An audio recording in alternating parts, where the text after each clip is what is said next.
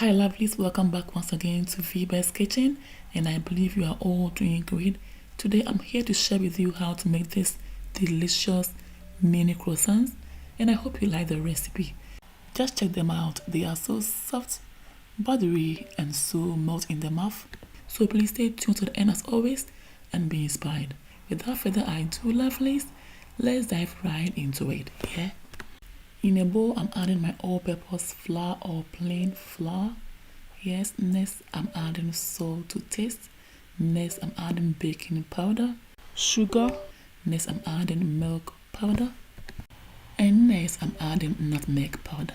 I'll then mix everything together until well combined. And I'll create a roll in the middle sort of. And I'll then add my butter just like this. Again, I'll combine everything by mixing so well. Yes. Once I'm done lovelies, again I'll create a hole sort of in the middle, and then I'll add my evaporated milk. Next, fresh whole milk. That's not all, I have 2 more ingredients to add to this. So next lovelies, I'll go ahead and add my vanilla extract for more flavor, and then yeast. Okay, so now I'm all done adding the ingredients. I'll go ahead and mix until a dough is formed. To get the right texture I'm going for, I'll then add some more flour like this, and then I'll mix everything together really well. Lovelies, I'll leave the list of all the ingredients and their measurements in the description box, so don't forget to check it up here. So now on a clean work surface, I'll add some flour and then mix the dough. I'll proceed to activate the gluten in the dough by kneading really well. Yeah. To activate the gluten in the dough can take a long time or a short time depending on the size of the dough or the level of efforts you are exerting into the action. So we are all done. Next, in a bowl with oil, I'm adding the dough like so. I'll go ahead and then cover the dough up with my cling film like so. After that, I will leave it in a warm area for about an hour or 45 minutes to rise. Yeah. An hour later, just check this out. The dough has really doubled up. So I'm going ahead to just take off the cling film, and also on a clear work surface, I'll then add our raisin dough like so. Yeah.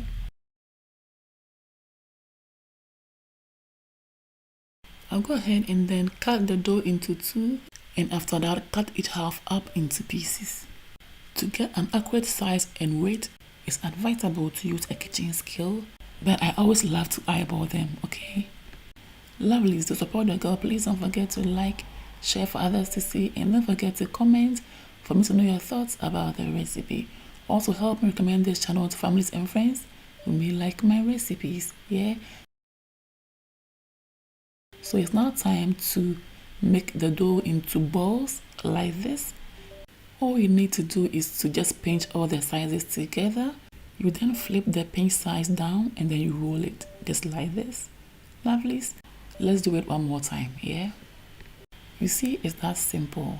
So next, I'm going ahead to add flour to my rolling pin, and I'll flatten the dough out into a circular shape. I'll repeat the process with the rest of the dough. Yeah.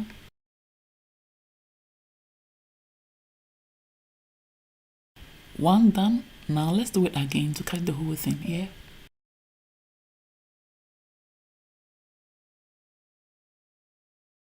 Next to a plate, I'm adding flour like this. Adding the flour will prevent the flat and circular dough from sticking to the plate. Yeah. I'll then add butter to the flat dough like this.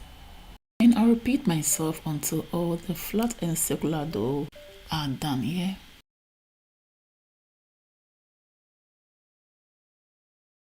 We are all done. So next, on a clean work surface, I'll add flour, and again I'll bring all the flat and circular dough like this, and you have to make sure that they are all in line.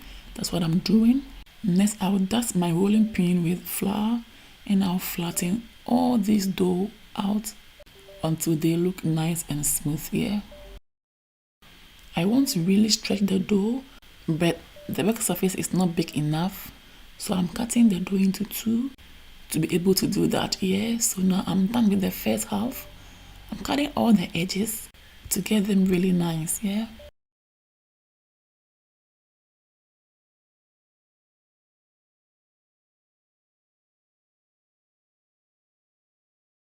Now the edges look so nice, so I'll proceed to cut it out into triangular shapes like so.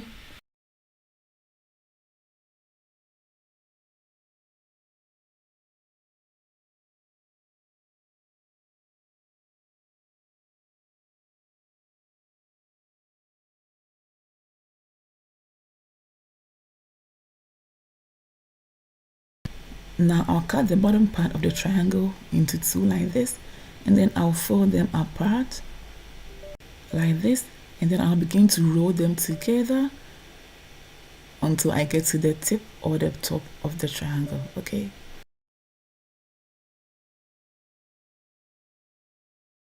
And voila, we are all done. However, if you didn't get it, let's do it one more time, and I hope this time around you get it.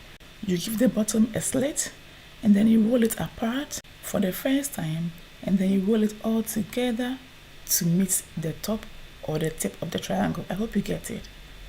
Beautifully done. So now we have all of them here. Next, I'll cover them up with my napkin for them to rise in a warm area for about 15 minutes. Yeah, 15 minutes later we are back, and now I'm gonna head to add egg and evaporated milk washed to each of the croissant. Okay, you can use any of the two. You don't need to have them both together like mine. Okay, so once I'm done, lovelies, I'll put all of them in the oven to be baked nicely. Finally, I am back after 40 minutes, regulating my oven between 150 and 180 degrees Celsius. Check them out. Amazing color, not burnt. I love how buttery, how soft and fluffy they are. And I hope you've been inspired, lovelies. For more of my videos, please follow me on Instagram, like and follow my Facebook page. Follow me as well on TikTok and Twitter for more updates. And if it's your first time seeing my video, I hope you've been inspired enough to join this amazing family. So don't forget to subscribe and also click on the bell button to receive updates from me whenever I upload new videos. Pause at it, click on the all option so that you'll be the first to be notified whenever I upload new videos. Thanks for watching. See you all in my next one. Until then, stay blessed, stay safe, be good, take care, and enjoy. Toodles, peace out.